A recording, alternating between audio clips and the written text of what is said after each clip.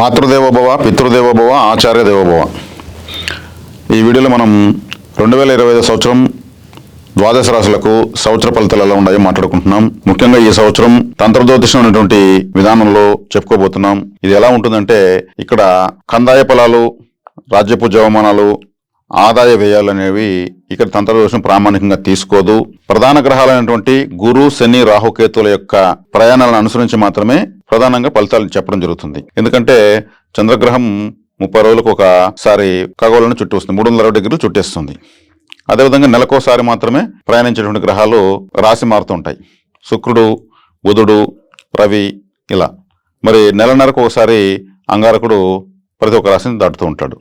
కాబట్టి దీర్ఘకాలికంగా సంవత్సరం పాటు ఉన్నటువంటి గురువు, సంవత్సరంన్నర పాటు ఉన్నటువంటి రాహుకేతువులు, అదేవిధంగా 2.5 సంవత్సరాలకు ఒకసారి రాశి మారేటువంటి శని గ్రహాల యొక్క బలాబలాన్ని తీసుకుని మాత్రమే తంత్ర జ్యోతిషంలో ఫలితాలు చెప్పడం జరుగుతుంది. ఈ సంవత్సరం కన్యా రాశి వాళ్లకు ఎలా ఉందంటే మార్చి వరకు శనిగ్రహం 6వ ఇంట, తదుపరి 7వ స్థానంలో మీనమందు. మే 15 నుంచి గురువు దశమ స్థానంలో, అప్పటి వరకు భాగ్యస్థానం ఉన్నటువంటి వృషభంలో, తదుపరి మిథునంలో. మే 18 నుంచి రాహుకేతువులు మీకు జన్మస్థానము, సప్తమ స్థానంలో ఉన్నారు. అప్పటి నుంచి మీకు 6, 12 స్థానాలకు వస్తారు. చెప్పాలంటే ఇప్పటి వరకు ఉన్నటువంటి అనేక పరిస్థితులు, క్లిష్ట పరిస్థితుల నుంచి మీరు అధిగమించే సమయం దగ్గర వచ్చిందని చెప్పొచ్చు. ఎందుకంటే ఈ లగ్నానికి మొట్టమొదటి రాజయోగకారకుడు శనిగ్రహం నేరుగా సప్తమ స్థానంలో 180 డిగ్రీస్లో మీ రాశిని వీక్షించడం మొట్టమొదటి శుభ సూచకం. రెండవది మీకు రాహుగ్రహం 6వ ఇంటికి రావడం, మూడవది కేతు 12వ ఇంటికి రావడం, నాలుగవది 10, 11 స్థానాల్లో కుజ సంచారం ఆగస్టు వరకు ఉండడం.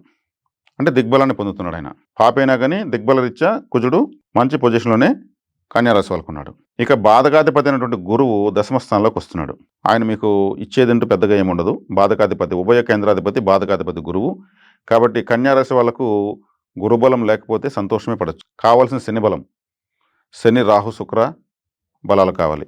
ఇప్పుడు శని రాహుల బలం చక్కగా వచ్చింది. కేతు బలం కూడా ఉంది. 12వ స్థానంలో కేతు రాజయోగకారకుడే. ఎందుకంటే భక్తి జ్ఞాన వైరాగ్యాలను చక్కగా ఇస్తాడు. దానికి కారకుడు కూడా ఆయన అదే మోక్ష స్థానానికి వస్తున్నాడు. కాబట్టి ఆయన ధన సంపదలు ఇవ్వకపోయినా కానీ దైవభక్తిని అయితే అభివృద్ధి బాగా చేస్తాడు. మీరు దైవ మార్గంలో వెళ్ళగలిగితే శుభగ్రహం కన్నా ఎక్కువగా ఫలితాలు కేతుగ్రహం ఇస్తుంది. అదేవిధంగా శనిగ్రహము సప్తమ స్థానంలో ఉంటూ నేరుగా రాశిని వీక్షిస్తూ మీకు ఎక్కువ వర్క్ పెడతాడు. ఆయన మీద చాలా పని చేపిస్తాడు. పని చేపించి విశేషమైనటువంటి ఫలితాన్ని ఇస్తూనే ఉంటాడు. మీరు ఒక మెషిన్ లాగా తయారవుతారు. శనిగ్రహము సులభంగా అసలు ఏది కానీ ఏ రాశికి కానీ ఆయన సులభంగా ఏమి ఇవ్వడు. ఆయన వచ్చి కర్మకార గ్రహము, కార్మిక గ్రహము, కన్యారాశికి మొట్టమొదటి శుభగ్రహము. కాబట్టి మీ దగ్గర చాలా పని చేపించి బాగా కష్టపెట్టించి అనుభవపూర్వకమైన ఆదాయాన్ని ఫుల్గా ఇస్తాడు. మీకు హ్యాపీగా ఫీల్ అవ్వచ్చు. సప్తమంలో శని వచ్చేసాడు, నా రాశిని చూస్తున్నాడు, టెన్షన్ పడాల్సిన ఆయన మీకు శుభగ్రహం. 6వ ఇంటికి రాహు వస్తున్నాడు. శత్రు, రోగ, రుణస్థానంలోకి వస్తున్నాడు. శత్రు విజయము, కోర్టు సంబంధ కేసులన్నింటిలో మీదే విజయము, మీకు అనుకూలంగా మారడము, లేదు మీతో కోర్టు కేసులు ఉన్న వాళ్ళు మీతో రాజీకి రావడము, కాంప్రమైజ్ అయిపోవడము, మీకు ఆరోగ్యరీత్యా మంచి మందులు, ట్రీట్మెంట్స్ బాగా సెట్ అవ్వడము. అదేవిధంగా ఆయన అక్కడి నుంచి 12వ స్థానం చూస్తాడు. కాబట్టి తీర్థయాత్రలు, పుణ్యక్షేత్రాలు దర్శించేదానికి ఎక్కువగా బలం, డబ్బులు సమకూరడము. ఎవరైనా వెళ్తూ కూడా మాకు ఇంకా కూడా 2 సీట్లు ఖాళీ ఉన్నాయి, నువ్వు వస్తే బాగుంటుంది, నువ్వు డబ్బులు ఇవ్వాల్సిన పని లేదు, వెళ్ళొద్దాం రా, నిన్ను కాకపోతే పిలుస్తున్నామని చెప్పి కూడా తీసుకెళ్ళచ్చు మిమ్మల్ని. 12వ స్థానంలో కేతు ఉన్నాడు. తీర్థయాత్రలు అనేదానికి ఆయన చాలా బలవంతుడు. రాహు 6వ ఇంట్లో ఉన్నాడు, దిగ్బలాన్ని పొందారు. ఆటోమేటిక్గా మీకు ఆ పుణ్యక్షేత్ర దర్శనము, తీర్థయాత్రలను కూడా కలిసి వస్తాయి. ఇక ఆగస్టు నుంచి అంగారకుడు వ్యయ స్థానంలోకి వస్తాడు.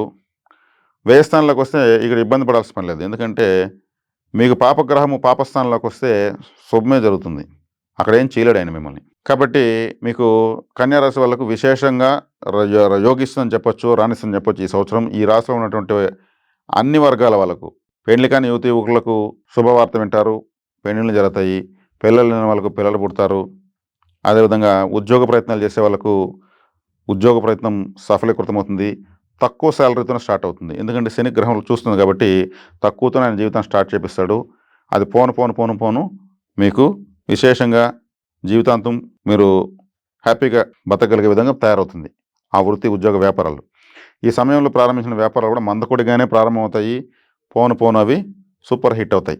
ఎందుకంటే గ్రహాలు ఆశ్చర్యకరంగా ఫలితాలు ఇస్తాయి. మనకు రాత్రి అన్నీ జరగాలని ఆశించేదే మనిషి యొక్క ఆలోచన. కానీ అలా కాకుండా దినదిన ప్రవర్ధమానంగా వచ్చేటువంటి అభివృద్ధే చాలా ఖచ్చితంగా బాగుంటుంది. అలా ఇస్తారు ఇక్కడ శని భగవానుల వారు. కాబట్టి ఎటువైపు చూసినా గానీ శుభ ఫలితాలు చుట్టూ తాండవిస్తున్నాయి కన్యా రాశి వాళ్ళకు. వ్యతిరేక గ్రహాలు కూడా అనుకూల ఫలితాలు ఇచ్చేటువంటి పరిస్థితులు ఉన్నాయి. కాబట్టి ఈ ఈ ఇతరత్రా గ్రహాలు ఈ నెలన్నర పాటు ఉండే గ్రహాలు ఆ శుభాశుభ మిశ్రంగా ప్రయాణిస్తూ ఉంటాయి. ఈ ప్రధాన గ్రహాల యొక్క బలం అయితే మాత్రము సంపూర్ణంగా పుష్కలంగా కన్యా రాశి వాళ్ళకు ఉంది. ఈ కన్యా రాశి వాళ్ళకు సహజంగా ఉండేటువంటి ఒక అనారోగ్యము అంటే ఒక అశుభ విషయం ఏమంటే కడుపు నొప్పికి సంబంధించినటువంటి సమస్య ఉంటుంది. కడుపులో వేడి చేయడము, గ్యాస్ట్రిక్ ప్రాబ్లము, అజీర్ణము, మలబద్ధకము, ఇట్లా అసిడిటీ ఇలాంటివన్నీ ఉంటాయి. వాటిలో కాస్త మీరు ఆరోగ్య విషయంగా జాగ్రత్తగా ఉండాలి. దాంట్లో జాగ్రత్త తీసుకుంటే తక్కిన విషయాలన్నీ బాగానే ఉన్నాయి. మీరు ఈ వర్గాల వారికి బాగుంది, ఈ వర్గాల వారికి బాగలేదని ఏం లేదు. ఎందుకంటే రాహువు, కేతువు, శని అలాగే కుజుడు చక్కగా విశేషంగా యోగిస్తున్నారు. కాబట్టి మీకు మీ రాశాధిపతి ఎక్కడున్నా ఏ స్థానంలో ఉన్నా మీకు రాశాధిపతే కాబట్టి దుస్థానాల్లో ఉంటే కూడా తను అక్కడి నుంచి ఏమి ఇవ్వగలడో ఇస్తాడు. ప్రతి ఒక్క రాశి వాళ్ళకి వాళ్ళ రాశాధిపతి ఎక్కడున్నా సరే మంచి చేయడానికే చూస్తాడు. అదే రాశాధిపతి యొక్క తత్వం. చక్కగా మీకు ఇంకా బుధ శుక్రులు కూడా తరచుగా మీకు శుభ ఫలితాన్ని ఇస్తూ ఉంటారు. కాబట్టి కన్యా రాశి వాళ్ళకు పుష్కలమైనటువంటి ఫలితాలు ఉన్నాయని చెప్పొచ్చు. ఈ సంవత్సరం ఈ రాశి వాళ్ళు ఒక విధంగా అదృష్టవంతులని చెప్పొచ్చు. చక్కగా వచ్చినటువంటి అవకాశాలను సద్వినియోగం చేసుకుని వాటిని ఆ ఫలితాలను జీవితంగా మార్చుకుంటే మీకు మించిన వాళ్ళు లేరని చెప్పొచ్చు. ఈ ఈ ఫలితాలు ఇంకా మరింత మెరుగుపడాలంటే కుజగ్రహం మీకు వ్యయ స్థానంలోకి వస్తుంది. కాబట్టి సుబ్రహ్మణ్య ఆరాధన తప్పకుండా చేయాలి. విశేషించి మీరు దక్షిణామూర్తి ఆరాధన చేయడం వల్ల గురుగ్రహం యొక్క తాకడ అనేది తగ్గుతుంది. మిగతా అంతా మీరు చక్కగా ముందుకు దూసుకెళ్తారు. ఈ ఫలితాలు మీరు చక్కగా అన్వయించుకొని శుభ ఫలితాలు పొందుతారని ఆశిస్తున్నాం. శుభం.